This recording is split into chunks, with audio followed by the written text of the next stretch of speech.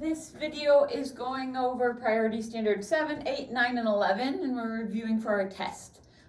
So our goal is I can prepare myself for the unit test. So what we're going to do is be practicing equations and solving for x, finding solutions to equations, things like that, okay? So make sure you follow along on your paper. Try the problems first on your own, and then watch my video to check your answers or for help, okay? So first one, select all the equations where x equals 5 is a solution. So remember, solution to equation means if that number is it, then both sides are equal. So I'm going to plug it in. So for a, if I replace x with 5, I could say 5 minus 4 equals 9, but it doesn't. That's saying 1 equals 9, which is not true. So this one does not work. B, 10x, which means 10 times x, which we're saying is 5. So is 10 times 5 equal to 5? No, 10 times 5 is 50, and 50 does not equal 5. So not that one. C, 1 plus 5, does that equal 6? Yes. 1 plus 5 is 6, and 6 does equal 6. So C is good. Next one, we have 1/10. So 1/10 x, which means 1/10 times x, which we say is 5. And we can write any whole number as over 1. So this equals 1/5. 1 times 5 is 5, and 10 times 1 is 10. So this is 5/10, which I could simplify. If I divide the top and the bottom by 5, I would get 1 over 2, which equals, so this side equals 1/2, this side equals 1/2. So yep, that's what I wanted. So that one works. E says 2 equals 7 minus x, which we're saying x is 5. 7 minus 5 is 2, and 2 does equal 2. Okay, so it's balanced. Next one is x to the second power. X to the second power, which we're saying 5 to the second power, means 5 times 5. And 5 times 5 is 25, and 25 does not equal 5. So this one does not work. So C, D, and E. C, D, E. Okay, number 2, select all the expressions that represent the total area of the rectangle. So we see that there's an x and there's a 16, and we have to find out what the area is. So I guess the part that's missing, if it didn't print on your paper, this should be 1/8, okay? So I know if I was gonna find this side's 1/8, and then this side is x, and then the rest of this is 16. So to represent the whole side, I could say this is x plus 16, right? To find the area of this one part, I could multiply 1/8 times x, which would be 1/8 x. To find the area of this part, I could say it's 1/8 times 16, okay? And then I could add those two. So let's look at our options. Let's see which ones are gonna help us. We have 1/8 x plus 16. Not quite, because this 16 wasn't multiplied by 1/8. So it's so close. We just found out it's 1/8 x plus 1/8 times 16. Okay, so not this one. B, 1/8 times x, which is the same as 1/8 x, plus 1/8 times 16, which we have there. So yes, this would help us find the area of that rectangle. This one is showing, okay, the side length, 1/8, times by the other side length, which we can be represented as x plus 16. So yes, for sure, this would work. So it means 1/8 times x plus 16, and that's the length of that side. The last one says 2c. The variable is different, nothing's correct, so nope, not that one. So just B and C. Okay, number 3, I guess we just did number 2. We have 7 to the third power. So 7 to the third power, exponents mean repeated multiplication. So this means 7 times 7 times 7, not plus 7. Okay, so 7 times 7 times 7, yep, this one works. 7 times 7 times 7 will not equal 21, because 7 times 7 already is 49, and that's too big. Next one, 3 to the 7th power. 3 to the 7th power means 3 times 3 times 3 times 3 times 3 times 3 times 3. So 7 3s. That's going to give me a completely different number than 7 to the 3rd power. And then the last one, D, is 10. Nope, not even close. That's if you added 7 plus 3. So obviously that's not right. Okay, number 4. During a school event, Noah is selling pizza at the food stand for $3 per slice. So one slice is $3. Complete the table to show how much money he would earn if he sold each number of pizza slices. So we know if we have $3 per slice, then we could think, okay, $3 times the number of slices, right? So if I have 20 slices, then I'm going to do $3 times 20. And 3 times 20 is 60. So it would be $60. If I have 50 slices, I would do 3 times 50, which is 150. So I would make, or he would make $150. If it was p slices, I would do 3 times p. And since I don't know what p is, I can just represent it as an expression. 3 times p is 3p, which just means 3 times the number of pizza slices. B, how many slices of pizza would Noah need to sell to earn $225? Show your reasoning. Okay, so that we're gonna have to figure out when does it get to 225 here. So I know 3 times my number of pizza slices, if it equals 225, then P would be my solution to that equation. So I know 3 times P needs to equal 225. I need to figure out what P equals. So I'm going to underline the variable. My variable is P. With P, I'm multiplying by 3. So I'm going to do the opposite of multiplying by 3, which is dividing by 3. And if I divide by 3 on this side, I need to divide by 3 on this side. So 3 divided by 3 is 1. So 1 times P is just 1P, or just P, equals 225 over 3. So I need to simplify that. So I need to do some math. 225 divided by 3 to see what P equals. So 3 does not fit into 2. It does fit into 22 7 times. 7 times 3 is 21. Subtraction, we get 1. 3 goes into 15 5 times. So put 5 here. 5 times 3 is 15. So our answer should be 75. So P equals 225 divided by 3. So P equals 75. He would need to sell 75 slices of pizza. You can say 75 slices. Okay? That's a fun one. Okay, now let's move to number 5. So number 5 is saying which expression is equivalent, meaning equal to 45a minus 10b. So we can simplify these and see if it matches up. So remember, the number on the outside of the parentheses using the distributive property is multiplied by all the parts inside of the parentheses. So 5 times 9 would be 45, and 5 times 9a is 45a. Keep the same subtraction. 5 times 10 is 50. 5 times 10b is 50b. So 45a minus 50b. Not quite there, so this one definitely doesn't work. Next one, we have 45 multiplied by both of these parts. So 45 times a would be 45a, so the first part's right, minus 45 times 10 is 450, and with a b is 450b, so not quite there. C, 5 times 9a is 45a, plus 5 times 2b is 10b. Right away, we're so close, but this one has an addition, and our problem here has a subtraction, so it's not there. So hopefully it's this one, otherwise we're messed up. Okay, so 5 times 9a is 45a, minus 5 times 2b is 10b. So this one would give us the same equivalent expression. So D is our answer. Yay, D. Finally got it. Okay, number 6. It's saying here is an expression 2 plus 3t, right? 2 plus 3 to the power of t. Evaluate the expression when t is 1. So you can rewrite the same problem, 2 plus 3, but instead of writing a t, we're going to write 1. Okay? So when we follow order of operations, we focus on the exponent first. So 3 to the first power is just 3. And then we still need to do 2 plus 3. And 2 plus 3 is 5. So this is our answer. This is when we evaluate it, it would be a value of 5. Next one, when t is 4. So I'm going to use the same expression, 2 plus 3. Instead of t, we're writing 4 this time. Okay? When we follow order of operations, we do exponents first. So 3 to the 4th power means 3 times 3 times 3 times 3. So, and then whatever we get here, we can do 2 plus this, right? So I'll put this in parentheses. So 3 times 3 is 9.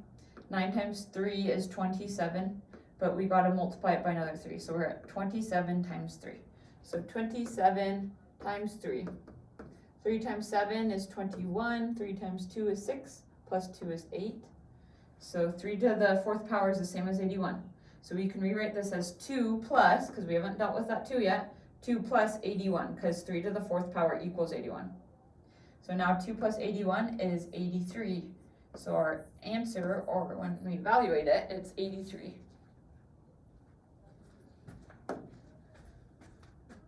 Number 7. Select all the equations that describe each situation and find the solution for x. So a solution for x. What does x equal to make a trip? Dave hiked 6 miles a day in the Uintas, hiking a total of 18 miles during his backpacking trip. How many days did Dave hike? So right away, if I know he hiked 6 miles a day, then I would take 6 miles and I would multiply it by the number of days, which should be x. And he hiked a total, meaning equals 18 miles. So if this is a total of 18 miles, that usually means it equals 18. So I'm going to look to see which one works. Here's addition, so nope. Here's multiplication, it's saying 6 times x. 6 times x is what we figured out.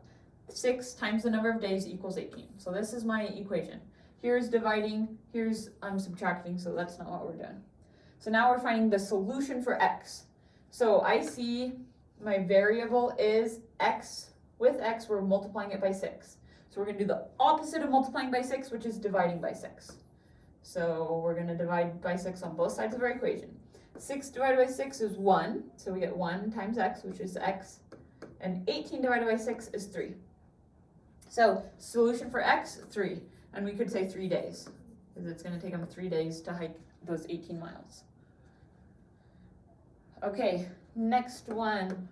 Matt caught 3 fish less than Justin. So less than usually means subtraction, so right away we'll probably be doing that. Justin caught 8 fish. How many fish did Matt catch? So if we think of Justin, we could think of Justin as J or X. And we know Matt caught 3 fish less. So I'm going to say Justin's minus 3 equals Matt's. And we don't know how many Matt's is. So actually in this case, I'm going to say X is Matt. Well, let's put, this is Matt. It tells us Justin caught 8. So instead of writing X, I'm going to write 8. So I know Justin's minus 3, because Matt caught 3 less, equals Matt's, okay? How many fish did Matt catch? So right away, I'm going to see, I don't see any of these equations matching up. So I'm going to solve it using my own way before I find the equation that matches up. So 8 minus 3, I know would be 5. So 5 equals x, or how many Matt caught. So I know my solution, or my answer is 5. That means Matt must have caught 5 fish. So I'm going to look at my equations and see where 5 works. So let's see, this one. 5, let's see, is 5 plus 3 equal to 8? Yeah, so this equation would work. This one, 3x, is 3 times 5 8? No. Next one, is 8 minus 5 equal to 3? Yes. So this equation would actually work as well. And then this one is 8 divided by 5, 3? No. So it's not division or multiplication, but it can be an addition or subtraction problem if they rewrote it a different way. As long as your x or your solution equals what your answer is, then those are the equations we want to pick. Okay, number 8. Select all the expressions that have the same value. Okay, so same value just means the same answer, okay? You could think of it as answer. So 3 to the 3rd power. 3 to the 3rd power means 3 times 3 times 3. 3 times 3 is 9, times 3 is 27. So A would be 27. 3 to the 4th power obviously isn't the same, right? Because this means 3 times 3 times 3 times 3. 3 times 3 is 9 times 3 is 27, and 27 times 3 is 81, because we just did that one. This one is 6 to the 2nd power, so this means 6 times 6, which is the same as 36. This one is 6 times 6 times 6, so this means 6 times 6 is 36, times one more 6. 36 times 6, 6 times 6 is 36. 6 times 3 is 18, plus 3 is 21. So this one, the value is 216. This one is 9 to the second power, which means 9 times 9. 9 times 9 is 81. And then the last one is 9 times 9 times 9. So we know 9 times 9 is 81, and then we have to times it by one more 9. So 81 times 9. 9 times 1 is 9. 9 times 8 is 72. So that one's huge. So I'm looking, which ones have the same value? So I see an 81 and an 81, and no other repeats. So I'm going to say B has the same value as E. So 3 to the fourth power equals 9 to the second power. And if you think about this, we know 3 times 3 is 9. So it's like I can group 2 of the 3's together and 2 of the 3's together to make 2 9's, or 9 to the second power, which makes sense. So these ones are equivalent. Okay, Olivia makes hot chocolate by mixing 6 tablespoons of cocoa mix with 2 cups of milk. So they're showing it in an ordered pair, 6 to 2. So 6 tablespoons of cocoa to 2 cups of milk. How much cocoa mix does she need if she uses 6 cups of milk? So I can think of this, let's use a table. Tables are our friends. So we got cocoa and milk.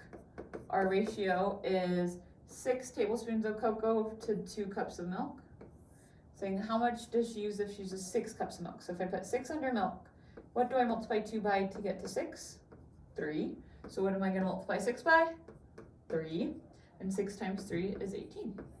So here I would say 18, how much cocoa? I'll just write 18, but you can label it. B, how much milk does she need if she uses 12 tablespoons of cocoa? So I'm going to make a new row. Under cocoa this time, I'm going to put 12. And I know 6 times 2 is 12. So I'm going to multiply 2 by 2 as well. 2 times 2 is 4. So how much milk would she need? Would be 4 cups. So remember, tables are our friends. It can help us solve these problems very quickly. They're now having us use these problems to plot all 3 pairs of measurements as points on the graph. So our first point is 6 to 2. So it's saying cocoa first, comma, milk. And so I'm going to go on here. We have cocoa, so I'm going to go over 6 and up 2 for milk. So here's my first plotted point. Okay. If you remember here, how much cocoa mix does she need if she uses 6 cups of milk? So we found out that it was 2 times 3 is 6. So 6 times 3 is 18, sorry. And then here we found 12 tablespoons of cocoa mix. So we multiplied by, 6 times 2 is 12. So we multiplied 2 by 2 and got 4. So those were our points to help us plot. Okay, so this ordered pair, if we're putting cocoa first and then milk, so cocoa first, cocoa mix was 18, comma, our milk was the second number, so milk we're going to say is 6, because that's what it says in the problem. Okay, for this next ordered pair, we're doing cocoa first, so it says there's 12 tablespoons of cocoa mix, so 12 first, comma, the milk was 4. So we need to plot these next two. So I'm going to go for this one over 18 and then up 6. And we have the 6 here, so just be careful. Okay, and then this one's 12, 4. So over 12 for the cocoa mix and then up 4 for the milk. So here are the 3 points that should be plotted. And if you notice, they're increasing by the same amount. If you redrew a line, it would look like it would continue in that same ratio. Okay, last one, it says, choose the equation that describes the relationship between tablespoons of cocoa mix and cups of milk. Write an equation that shows how C and M are related. Okay, so let me go back to our ratio. So our ratio is 6 cocoa to 2 milk. So we have 6 cocoa to 2 milk. This is our ratio. Write an equation that shows how C and M are related.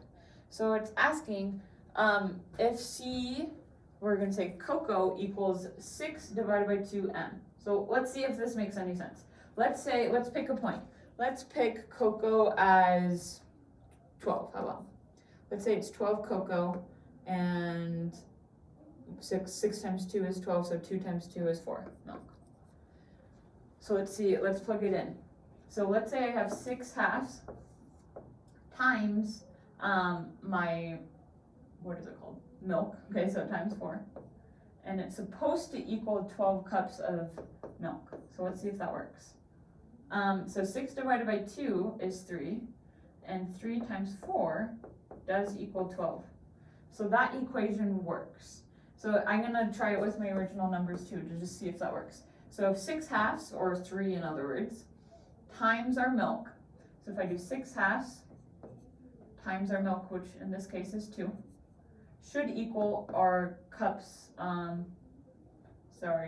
cocoa, which is 6. So 6 halves is 3, 3 times 2 does equal 6. So this equation works. So that one's kind of tricky. I don't love how they set it up, but this one would work, okay? If you want to write a different equation that also works, you are welcome to do that as well.